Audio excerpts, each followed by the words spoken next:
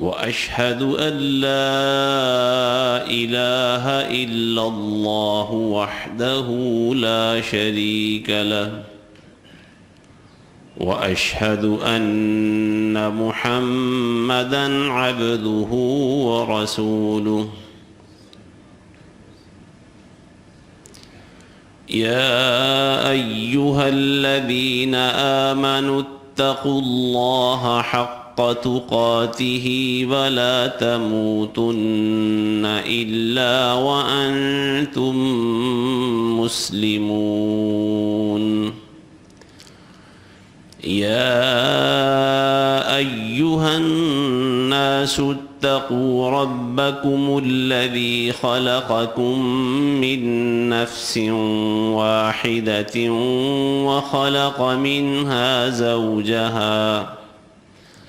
وخلق منها زوجها وبث منهما رجالا كثيرا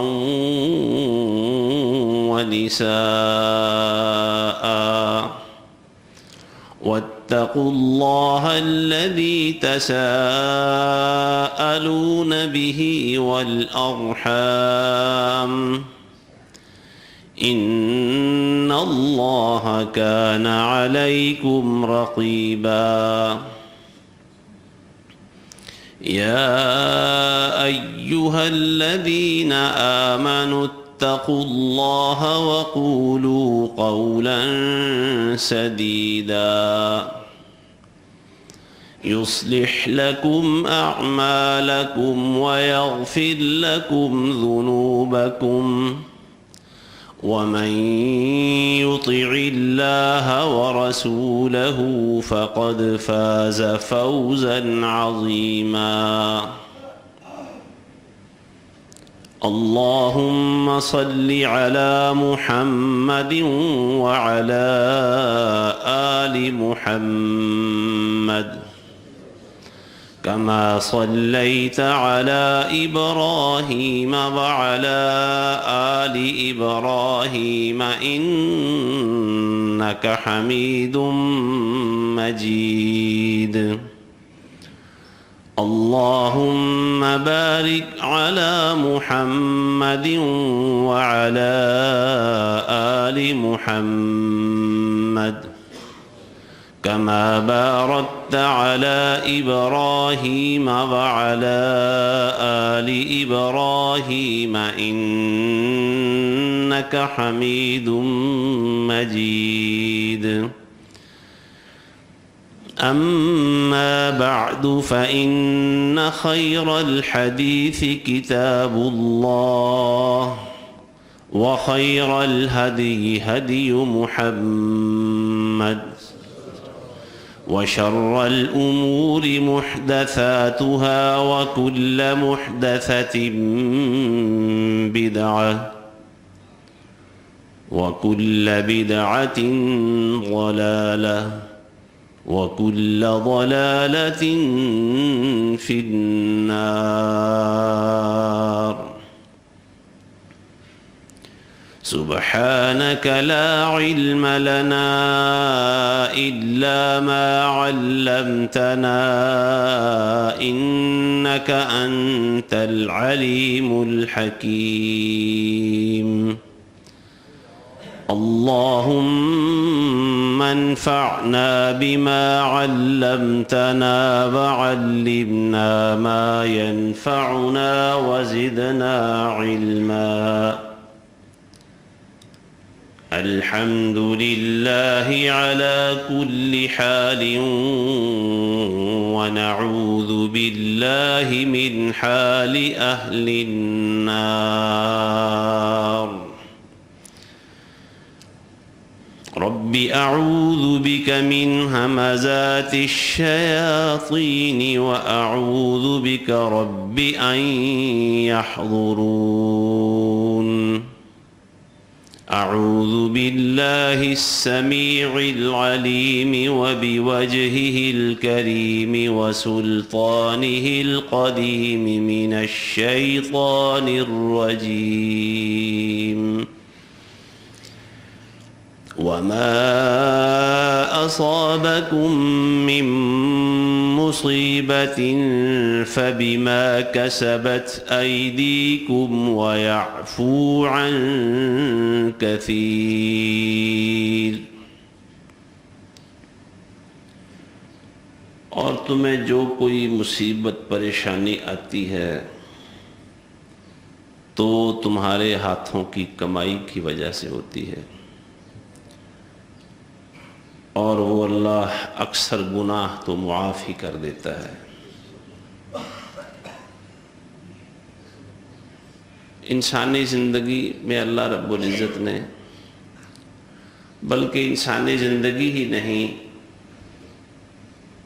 تقریباً پوری کائنات میں اللہ تعالیٰ نے جو نظام ہے اس میں چیزوں کو جوڑا جوڑا پیدا کیا ہے، متضاد چیزیں رکھی ہیں. اور قرآن مجید میں اللہ تعالیٰ نے متضاد چیزوں کی قسمیں بھی اٹھائی ہیں، جس طرح سورہ الشمس میں ہے، سورج اور چاند یہ دو متضاد چیزیں ہیں، رات اور دن دو متضاد چیزیں ہیں، زمین اور آسمان دو متضاد چیزیں ہیں، زندگی اور موت دو متضاد چیزیں ہیں، جانداروں میں جوڑے بنائے ہیں، نر اور مادہ متضاد چیزیں ہیں. اسی طرح اللہ نے حق اور باطل یہ دو متضاد چیزیں رکھی ہیں. سورۃ اللیل میں بھی ایسے ہے، واللیل اذا یغشی والنہار اذا تجلی، رات اور دن کی قسم اٹھائی ہے. اور انسانوں کی جو جد و جہد ہے، کوششیں ہیں، یہ بھی دو طرح کی ہیں. اللہ کی اطاعت و فرما برداری والی کوشش اور اس کے مقابلے میں اللہ کی نافرمانی اور بغاوت والی کوشش، یہ بھی دو طرح کے اعمال بھی دو طرح کے، انسان بھی دو طرح کے رکھے ہیں اللہ نے. تو انسانی زندگی میں جو بات رکھی ہے اللہ نے، خوشیاں بھی رکھی ہیں اور تکلیفیں بھی رکھی ہیں، اور کہتے ہیں کہ یہی اصل میں زندگی کا حسن ہے. اگر غم، تکلیف، دکھ اور پریشانیاں نہ ہوں تو سکھوں کی، نعمتوں کی قدر ختم ہو کر رہ جاتی ہے. تو یہ اللہ کا نظام ہے. انسان اللہ سے یہی مانگتا ہے اور یہی مانگنا چاہیے کہ یا اللہ ہر دکھ، تکلیف اور پریشانی سے محفوظ رکھ. لیکن تکلیفیں آ جاتی ہیں، پریشانیاں آ جاتی ہیں، نظام کا حصہ ہے. اللہ نے یہ تکلیفیں، پریشانیاں دو طرح سے آتی ہیں. بعض اوقات اللہ کی طرف سے آزمائش ہوتی ہے اور بعض اوقات اللہ کی طرف سے وہ سزا بھی ہوتی ہے. اللہ کے نبی اور جو اونچے درجے کے لوگ ہیں نبیوں کے بعد علیہم الصلاۃ والسلام، وہ آزمائے جاتے ہیں.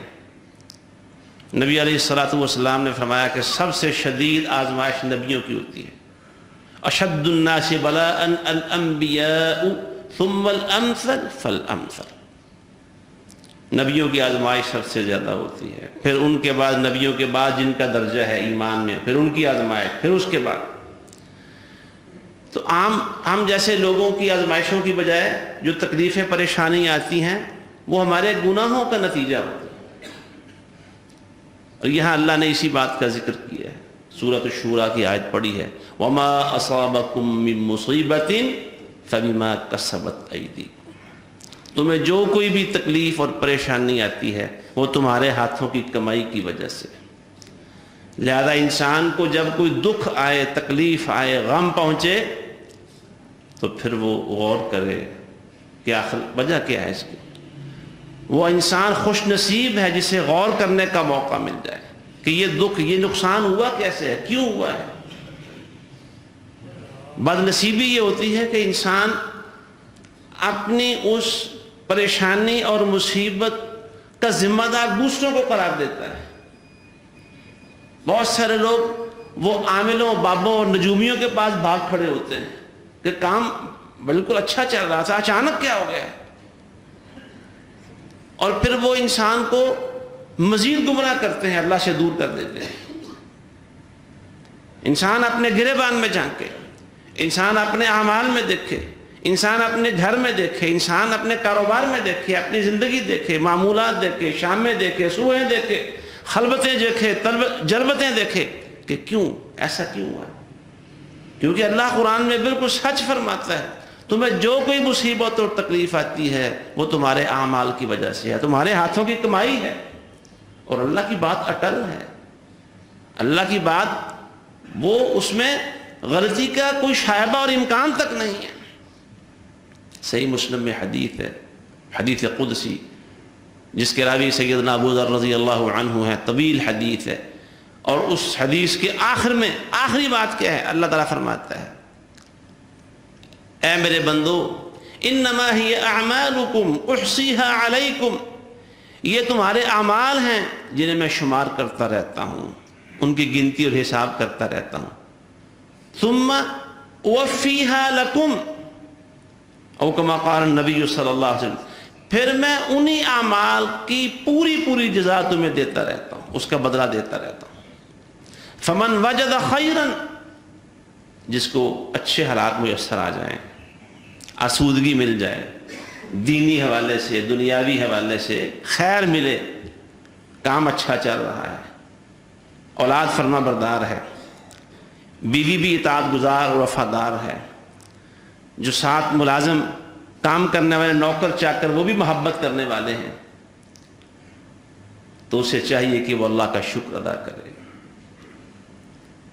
یہ نہ کہے کہ چونکہ میرا بھی چونکہ اخلاق بڑا اچھا ہے، میری پالیسیاں بہت اچھی ہیں، میرے فیصلے بڑے اچھے ہیں۔ نہیں، کچھ نہیں ہے، کسی بھی طرح کی ادنا سے ادنا خیر اور بلائی دیکھے فلیحمد اللہ، اللہ کے سامنے سجدہ ریز ہو جائے۔ کیوں؟ اللہ فرماتا ہے وما بکم من نعمت فمن اللہ، کوئی ادنا سے ادنا نعمت بھی تمہارے پاس ہوتی ہے وہ اللہ کی طرف سے۔ اور اللہ کے رسول صلی اللہ علیہ وسلم ہر صبح ہر شام اعتراف کرتے تھے اللہم ما اصبح بی من نعمت او باحد من خلقک فمنک وحدک لا شریک لک، اے اللہ مجھے اور کسی بھی مخلوق کو آج جو بھی صبح کے وقت نعمت ملی ہے، اے اللہ وہ بس تیری طرف سے ملی ہے، اس نعمت میں تیرا کوئی شریک نہیں ہے۔ فلک الحمد ولک الشکر، اے اللہ ساری تعریفیں بھی تیرے لیے ہیں اور سارے شکرانے بھی تیرے لیے۔ شام کو بھی یہ اعتراف کرتے ہیں، کوئی کسی طرح کی خیر دیکھے اللہ کے سامنے سجدہ ریز ہو جائے، اللہ کے آگے اپنے آپ کو جھکا دے، گرا دے، یا اللہ یہ تیرا احسان ہے۔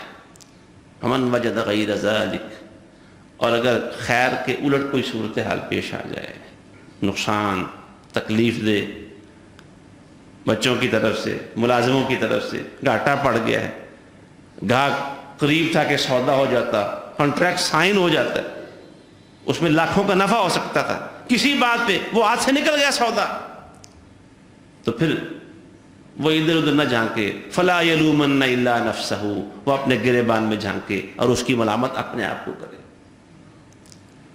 تمہیں کوئی بھی نقصان پہنچتا ہے تو وہ تمہارے ہاتھوں کی کمائی کی وجہ سے، اپنے گریبان میں جھانکو۔ اللہ چونکہ وہ عدل اور انصاف کرنے والا ہے اور وہ رحم کرنے والا بھی ہے، وہ انسان کو اپنی طرف متوجہ کرنے کے لیے ایسا کرتا ہے۔ دنیا میں جب وہ غلط جا رہا ہوتا ہے، اس سے غلطی ہوتی ہے، نافرمانی ہوتی ہے، گناہ ہوتا ہے، اللہ اسے تنبیہ کرنے کے لیے کسی مصیبت اور نقصان سے دوچار کرتا ہے تاکہ وہ رجوع کرے اللہ کی طرف، لوٹ آئے واپس۔ وَلَنُذِيقَنَّهُمْ مِنَ الْعَذَابِ الْأَدْنَى دُونَ الْعَذَابِ الْأَكْبَرِ لَعَلَّهُمْ يَرْجِعُونَ، ہم دنیا کے جو ادنا چھوٹے موٹے عذاب، تکلیفیں، سزائیں ہیں، ہم انسانوں کو ان سے دوچار کرتے ہیں، خود کرتے ہیں۔ دون العذاب الاکبر، عذاب اکبر، آخرت کے عذاب سے پہلے پہلے۔ کیوں ایسا کیوں کرتے ہیں؟ لعلہم یرجعون، تاکہ بندے ہماری طرف لوٹ آئیں، ہم سے صلح کر لیں، ہم سے راضی نامہ کر لیں، ہم اس لیے کرتے ہیں۔ تو تکلیف، پریشانی آنا، نقصان ہو جانا، دکھ پہنچنا، یہ اللہ کی رحمت بھی ہے اس حوالے سے کہ انسان کو اللہ کی طرف رجوع کی توفیق مل جاتی ہے۔ امام ابن تیمیہ رحمہ اللہ اور ابن قیم رحمہ اللہ اور دیگر سلف صالحین نے پھر اسی جہت سے، اسی پہلو سے بات کو اسی انداز سے بیان کیا ہے۔ انسان اگر اس اینک کے ساتھ دیکھے، اینک الگ الگ، اس اینک کے ساتھ دیکھے کہ اللہ نے یہ تکلیف اس لیے مقدر کی ہے تاکہ میں گناہوں کی معافی مانگوں، تاکہ میں اس کو راضی کر لوں، تاکہ میں اس کی خوشنودی حاصل کروں، تاکہ میں اس کی مزید سزا سے، آخرت کی سزا سے جہنم کی سزا سے بچ جاؤں، میں توبہ کروں، استغفار کروں۔ انسان جب یہ والی اینک لگا کے دیکھے گا تو دنیا کی کوئی تکلیف رہے گی نہیں، وہ اللہ کا مزید شکر گزار ہوگا، یا اللہ تیرا شکر ہے اس دکھ اور تکلیف کے ذریعے تو نے مجھے رجوع کی توفیق عطا فرما دی۔ تو زندگی کئی دفعہ بھری پڑی ہوتی ہے، دکھ آتے ہیں، تکلیفیں آتی ہیں، ہماری بد نصیبی یہ ہوتی ہے ہم ان کا ذمہ دار دوسروں کو قرار دیتے ہیں۔ کاروبار میں اگر گاہک ہماری دکان سے اٹھ کے ساتھ والی دکان پہ جا کے اس سے کر لے معاملہ طے ہو جائے تو اس کے ساتھ یار دیکھو اس نے میرا گاہک خراب کر دیا ہے۔ اور اس کے علاوہ دیگر بہت ساری تکلیفیں، نقصانات انسان کے ہوتے ہیں، دوسروں کو ذمہ دار۔ پھر جو عامل و نجومیوں کے پیچھے بھاگنے والے لوگ ہیں وہ انسان کا ایمان مزید خراب کرتے ہیں۔ انسان یہ سمجھتا ہے کہ پتہ نہیں کس کی بری نظر لگی، پتہ نہیں کون آتا ہے، ہر انسان کو پھر انسان شک کی نظر سے دیکھتا ہے، او فلاں اس کی تو نظر پتھر پاڑ ہے، کون آیا تھا صبح جی فلاں آیا تھا، یہ ہو گیا۔ انا للہ و انا الیہ راجعون۔ تکلیف اور مصیبت تو اس لیے تھی کہ انسان اللہ کی طرف رجوع کرے، انسان اپنے گریبان میں جھانکے، انسان اپنے عمل کی اصلاح کر لے، انسان اپنے اللہ کی طرف رجوع کر لے، اللہ سے اپنے گناہوں کی معافی مانگے۔ اور معافی بھی امام ابن قیم الجوزیہ فرماتے ہیں رحمہ اللہ، انسان کو اللہ سے نا غیر مشروط معافی مانگنی چاہیے۔ غیر مشروط یہ ہے کہ اگر انسان آسودگی بھی ہو نا انسان کو، حالات ٹھیک ہیں، تو پھر بھی اللہ سے توبہ کرتا رہے، کیونکہ اللہ نے توبہ کا حکم دیا ہے، اللہ نے نماز کا حکم دیا ہے نا، لہذا نماز پڑھتے ہیں اللہ کی توفیق سے۔ اللہ نے روزے کا حکم دیا ہے، الحمدللہ روزہ رکھ لیتے ہیں۔ اللہ نے دعا کا حکم بھی دیا ہے کہ دعا کیا کرو، حکم سمجھ کے دعا مانگیں، اللہ سے مانگیں۔ اللہ نے فرمایا توبہ کرو، توبوا الی اللہ جمیعا ایھا المؤمنون لعلکم تفلحون، توبوا الی اللہ توبۃ نصوحا، اللہ سے معافی مانگو۔ توبہ اس لیے کرو کہ اللہ توبہ کو پسند کرتا ہے، اللہ نے توبہ کا حکم دیا ہے، کوئی تکلیف اور مصیبت نہیں بھی ہے، اور چلو اگر تکلیف آ گئی ہے، پریشانی آ گئی ہے تو انسان توبہ کرے اللہ سے۔ یہ اللہ کی نعمت ہے کہ اللہ نے انسان کو توبہ کی توفیق عطا فرما دی ہے ایک دکھ اور تکلیف کی وجہ سے۔ تو بہرحال یہ طے ہے، یہ قرآن میں اللہ نے ایک قانون بتا دیا ہے کہ تمہیں جو دکھ آتا ہے، تکلیف آتی ہے، فبما کسبت ایدیکم۔ سلف صالحین میں سے کئی لوگ ایسے تھے، سفر شروع کرتے اپنی سواری پر بیٹھتے، سواریاں کیا تھی؟ یہی گھوڑے، گدھے، خچر، بیل، اونٹ وغیرہ۔ تو آپ کو پتہ ہے یہ سواریاں کئی دفعہ بپھر جاتی ہیں، بے قابو ہو جاتی ہیں۔ جب سواری بے قابو ہوتی، سرکشی کرتی، تو اتر کے اللہ کے سامنے سجدے میں گر جاتے کہ ہمارا کوئی گناہ اور غلطی ایسی ہے جس وجہ سے سواری قابو میں نہیں آ رہی۔ اللہ سے معافی مانگتے، یا اللہ میرا گناہ معاف کر دے۔ بیوی کبھی بات نہ مانتی، بچے نافرمانی کرتے، تو بیوی اور بچوں کو برا بھلا کہنے کی بجائے وہ اللہ کے سامنے سجدہ ریز ہو جاتے کہ میرا کوئی گناہ ہے جس وجہ سے یہ میرے ماتحت میرے نافرمان ہو گئے ہیں، اللہ سے کہتے یا اللہ میرا گناہ معاف کر دے۔ ہماری تو عادت یہ نہیں ہے، اگر اولاد نافرمانی کرے تو پھر اس کی بھی خیر نہیں، بیوی نافرمانی کرے تو اس کی تو بالکل ہی خیر نہیں، اللہ کہ جس کو اللہ توفیق عطا فرمائے، جس کو قرآن و حدیث کا کچھ علم ہو تو وہ برداشت کر لے گا، ورنہ تو معاملہ ایسا نہیں کہ بیوی اور وہ نافرمانی کرے، یہ کیسے ہو سکتا ہے۔ لیکن سلف صالحین میں بہت سارے لوگ ایسے تھے جو ان حالات میں اللہ سے اپنے گناہوں کی معافی مانگتے تھے، اللہ سے توبہ کرتے تھے، سواری کی نافرمانی پر، اولاد کی نافرمانی پر، بیوی کی مخالفت پر وہ اللہ کو راضی کرنے کی کوشش کرتے تھے۔ کیوں؟ اللہ کا قانون ہے، تمہیں جو تکلیف آتی ہے تمہارے گناہوں کی سزا ہے، تمہارا اپنا کیا دھرا ہے۔ اور اللہ نے قرآن مجید میں فرمایا ہے ظہر الفساد فی البر والبحر بما کسبت ایدی الناس، لوگوں کے ہاتھوں کی کمائی نے بر و بحر کو فساد سے بھرا ہوا ہے۔ یہ زمینوں پر جو فسادات ہیں، جو حالات معمول سے ہٹے ہوئے ہیں، قتل و غارت گری ہے، لوٹ کھسوٹ ہے، اور دھوکہ ہے، فریب ہے، مکاری اور عیاری ہے، ناانصافی ہے، ظلم و ستم، ہر طرف زمین پوری بھری پڑی ہے، قتل و غارت بھری ہو رہی ہے. فرمایا یہ فساد سارے کا سارا انسانوں کے گناہوں اور ان کے ہاتھ کی کمائی کی وجہ سے. انسان جب گناہ کرتا ہے اللہ سزائیں کئی شکلوں میں دیتا ہے. مالی نقصان ہو جاتا ہے، رزق میں تنگی آ جاتی ہے، جانوں میں صحت کا معاملہ بن جاتا ہے. اللہ کو بعض اوقات کسی گناہ کی سزا ایسے دیتا ہے کہ اس کا کوئی قریب ترین عزیز اسے چھین لیتا ہے. ایسا بھی ہوتا ہے. جانوں کا نقصان، مال کا نقصان، کاروباری خرابی، معاشی ابتری، یہ کچھ انسان کو وہ گھیر لیتا ہے.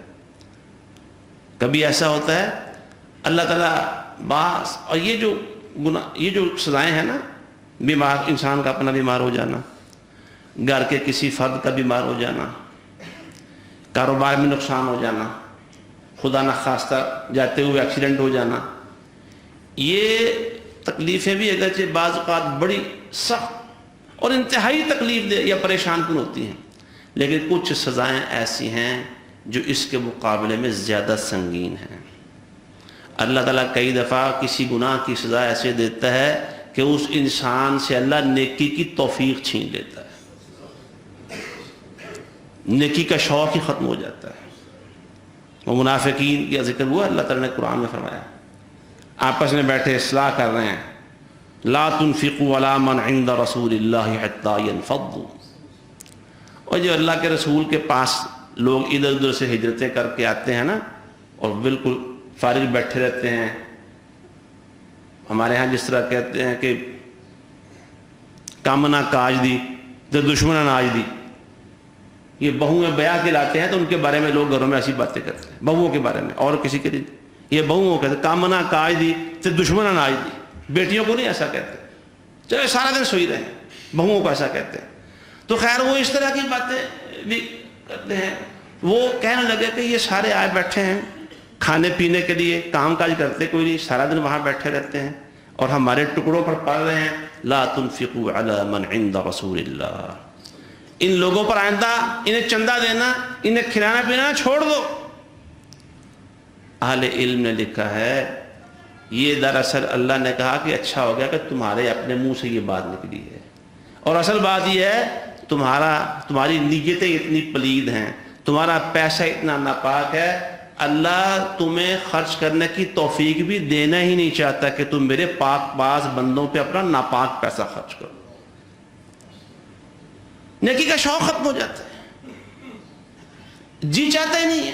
کوئی بھی نیکی کر لیں، کوئی بھی دیکھ لیں، کچھ بھی ہو سکتا ہے. یہاں منافقین کی مثال دی ہے کہ وہ خرچ کرنے کی بات، تو انسان کو نیکی کے کام میں خرچ کرنے کی توفیق نہیں ہوتی،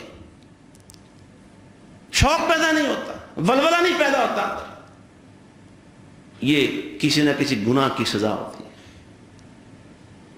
ادھر صحابہ، یہ منافقین کی بات ہے، ادھر صحابہ کرام اگر غزوہ خندق کی روشنی میں دیکھیں نا، اس میں ہاں غزوہ خندق اللہ نے منافق اور مومنوں کا دونوں کا ذکر کیا ہے. غزوہ تبوک کے حالات دیکھیں، اللہ نے دونوں کا ذکر کیا ہے. دونوں مقامات پر موقع ایک ہے، ایمان والے وہ اپنا سب کچھ لٹا رہے ہیں، ایمان والے جانیں اپنی ہتھیلی پر رکھ کے پیش کر رہے ہیں، اور وہ اپنا سب کچھ بچا رہے ہیں. منافق پیسہ بھی بچا رہے ہیں، جانیں بھی بچا رہے ہیں. ادھر وہ کہتے ہیں جی حالات بڑے خراب ہیں. غزوہ تبوک کے موقع پر حالات بڑے خراب ہیں، اللہ کے رسول نے صحیح وقت کا انتخاب نہیں کیا، معاشی حالات ٹھیک نہیں مدینے کے، منڈیوں میں بندنے کا رجحان ہے، باغوں میں فصل اور پھل نہیں ہے، ان حالات میں جنگ کا اعلان کر دیا ہے، یہ حالات ٹھیک نہیں ہیں. اور ادھر صحابہ کرام ہیں، ابو بکر سارے گھر کا سامان لے آتے ہیں، عمر فاروق آدھا سامان لے آتے ہیں، ایک صحابی ساری رات باغ میں محنت کرتے ہیں، وہ ایک جھولی بھر کے کھجوروں کی لے آتے ہیں. وہ یہ نہیں کہہ رہے کہ حالات ٹھیک نہیں. یہ توفیق کی بات ہے. اللہ تعالیٰ بعض اوقات گناہوں کی سزا یہ دیتا ہے کہ نیکی کی توفیق چھن جاتی ہے انسان سے، اور یہ بڑی خطرناک سزا ہے. اور کئی دفعہ اللہ تعالیٰ سزا یہ دیتا ہے کہ انسان کے لیے گناہ کرنے آسان ہو جاتے ہیں. فَزَيَّنَ لَهُمُ الشَّيْطَانُ أَعْمَالَهُمْ سَوَّلَ لَهُمُ الشَّيْطَانُ أَمْلَالَهُمْ. گناہ اس کو آسان لگتے ہیں، گناہ میں اسے شوق اور ولولہ نظر آتا ہے، گناہ اس کے لیے جاذب نظر ہو جاتے ہیں، گناہ آسان ہو جاتے ہیں، گناہ بھلے اور اچھے لگنے لگ جاتے ہیں۔ گناہوں سے محبت اور پیار اور نیکیوں سے انسان کو نفرت ہو جاتی ہے، اور یہ انسان کی بدبختی اور بد نصیبی کی انتہا ہے، اور یہ سب سے خطرناک سزا ہے۔ وَمَن يَعْشُ عَن ذِكْرِ الرَّحْمَٰنِ نُقَيِّضْ لَهُ شَيْطَانًا فَهُوَ لَهُ قَرِينٌ۔ اللہ بڑے سرکش قسم کے شیطان انسان پر مسلط کر دیتا ہے، جو سائے کی طرح اس کے ساتھ رہتے ہیں، اسے نیکیوں کی طرف آنے نہیں دیتے۔ اور اس کے برعکس اگر دیکھیں، کئی ایمان والے، ان کا ایمان اور ان کے عمل سارے اللہ کو اتنے پسند آتے ہیں، اللہ ان کو فرشتوں کی صحبت اور دوستی عطا فرما دیتا ہے۔ ہر وقت فرشتے ان کے ساتھ رہتے ہیں۔ یہ قرآن کی مجلسوں میں، یہ جمعوں میں، یہ نمازوں میں، یہ فجر کے وقت اللہ کے فرشتے آتے ہیں۔ ان قرآن الفجر کان مشہودا، فجر کا جب قرآن پڑھا جاتا ہے اس وقت سب سے زیادہ فرشتوں کی حاضری ہوتی ہے۔ قرآن پڑھنے والوں کے ساتھ، نمازیں پڑھنے والوں کے ساتھ، روزے رکھنے والوں کے ساتھ، حج کرنے والوں کے ساتھ، تلاوت قرآن کرنے والوں کے ساتھ، ذکر الہی کرنے والوں کے ساتھ اللہ اپنے فرشتے لگا دیتا ہے، اور میرے بندوں کے دوست بن جاؤ۔ تو بات ہم یہ کر رہے تھے کہ گناہوں کی سزاؤں میں سے ایک سزا یہ بھی ہے، انسان کے لیے گناہ آسان ہو جاتے ہیں، گناہ مزین ہو جاتے ہیں، کہنا نہیں پڑتا۔ نیکیوں کے لیے زور لگا لو، شوق ہی پیدا نہیں ہوگا، اور گناہ کے لیے کہنے کی ضرورت نہیں، انسان سب سے آگے ہوتا ہے۔ یہ سزا ہے۔ گناہوں کی سزاؤں میں سے ایک سزا یہ بھی ہوتی ہے کہ انسان کے معاشرے پر، مملکت پر اللہ تعالیٰ ظالم، بے رحم اور دین سے بالکل نابلد قسم کے حکمران مسلط کر دیتا ہے۔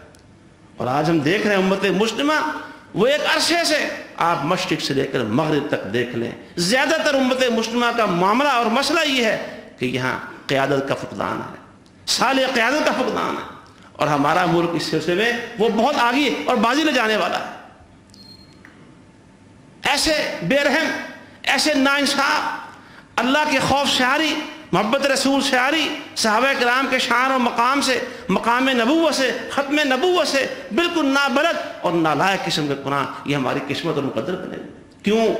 ہمارے اعمال ایسے ہیں، ہمارے گناہ اس نوعیت کے ہیں، ہم نے اللہ کو شاید ناراض انداز سے کیا ہے کہ اللہ نے ہمارے پر یہ گندے جوتے مسلط کیے۔ اس لیے حضرات، گناہوں کا معاملہ بڑا حساس معاملہ ہے، ہمیں اپنی غلطیوں اور اپنے گناہوں پہ غور کرنا چاہیے۔ کیا ہم نیکیوں کا شوق تو ختم نہیں ہو گیا؟ کیا گناہ ہمیں بھلے تو نہیں لگنے لگ گئے؟ اور یہ جو ہمارے اوپر مسلسل سیاسی جو عذاب آ رہے ہیں، یہ ہمارے گناہوں کی پاداش میں تو نہیں ہے؟ سوچنا چاہیے۔ اللہ ہمیں توفیق عطا فرمائے کہ ہم اپنے گناہوں کی اللہ سے معافی مانگنے والے بن جائیں۔ حدیث میں آتا ہے کہ بندے تو سارے گناہ گار ہیں، لیکن وہ گناہ گار اللہ کو بڑے پسند اور پیارے لگتے ہیں جو اللہ سے توبہ کرتے ہیں۔ اے اللہ ہمیں توبہ کرنے والوں میں شامل فرما لے، گناہوں پر اکڑنے والوں میں شامل نہ فرما، اصرار کرنے کے بجائے یا اللہ میں شرمندگی عطا فرما۔ اقول قولی هذا واستغفر الله لي ولكم ولسائر المسلمين واخر دعوانا ان الحمد لله رب العالمين۔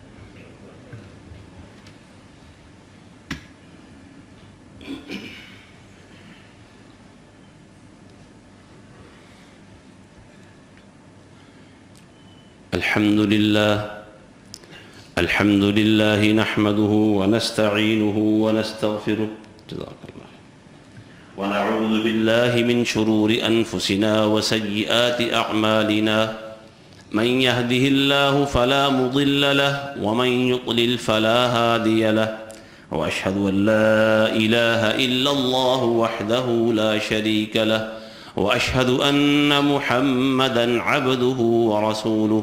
اللهم صل على محمد وعلى آل محمد كما صليت على إبراهيم وعلى آل إبراهيم إنك حميد مجيد۔ اللهم بارك على محمد وعلى آل محمد كما باركت على إبراهيم وعلى آل إبراهيم إنك حميد مجيد۔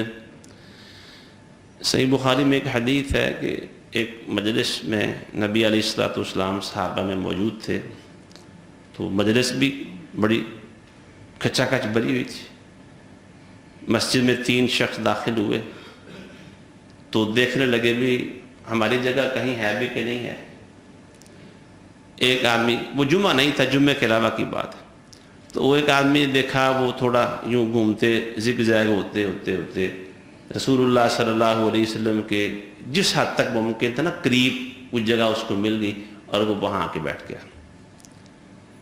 ایک آدمی پیچھے بیٹھ گیا، اس نے آگے بڑھنے کی ہمت نہیں کی، کوشش نہیں کی، غور نہیں کیا بھی کہیں کوئی جگہ خالی ہے یا نہیں۔ تو تیسرے آدمی نے دیکھا کہ جگہ ہی کوئی نہیں، وہ واپس چلا گیا۔ صحابہ کرام نے اس کو نوٹ کیا سارے منظر۔